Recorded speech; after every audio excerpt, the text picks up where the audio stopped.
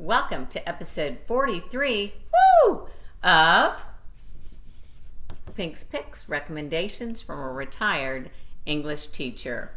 Do you love psychological fiction?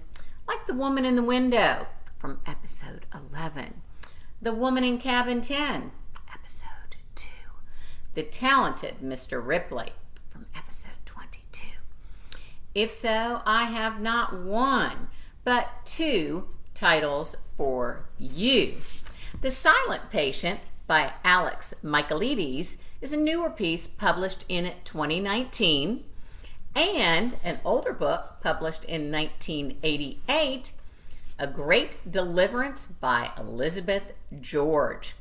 Both novels are set in England, London, and primarily Yorkshire, and both have plots that revolve around a murderer who refuses to speak and has been committed to a mental institution.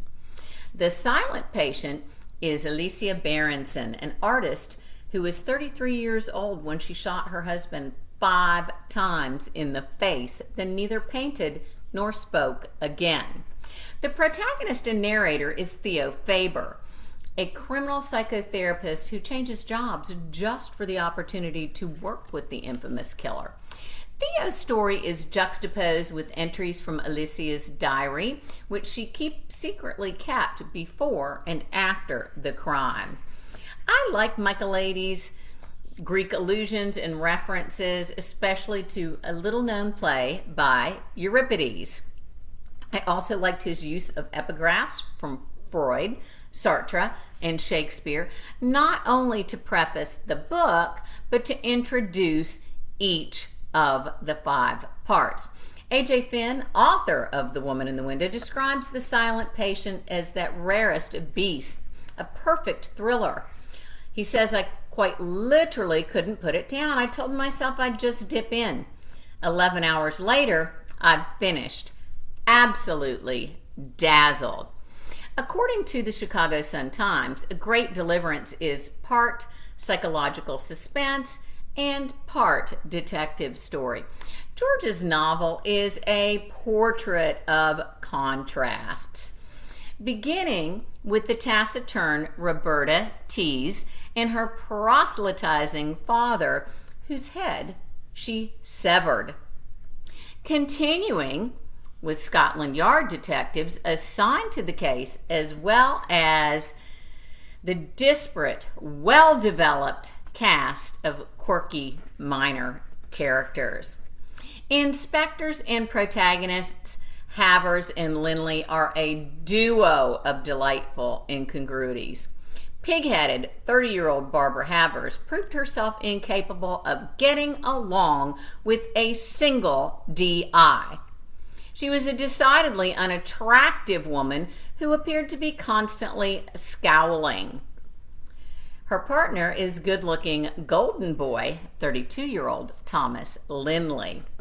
He is a miraculous combination of every single thing that Barbara thoroughly despised. Educated at Eton, a first in history at Oxford, a public school voice, and a family that had its roots just this side of the Battle of Hastings. Upper class, bright, and so damnably charming that she couldn't understand why every criminal in the city simply didn't surrender to accommodate him. I love George's setting, from the lush landscape and neo-Gothic magnificence of Yorkshire, which she pays homage to in her author's note, to the retrospectively seeming simplicity of the pre-DNA, pre-cell phone 80s era. I love her higher level vocabulary. I had to look up at least 10 words. I love her mythological, biblical, and literary allusions, particularly to Shakespeare. I love her vivid imagery, clever metaphors, and astute alliteration. While both page turners are well worth the read, Deliverance is by far the more cerebral of the two. Therefore, I give it an A. And the silent patient, a B. Next time, I will be discussing writer Barbara Kinsolver. Until then, be safe, stay healthy, and above all, do your homework. Bye-bye.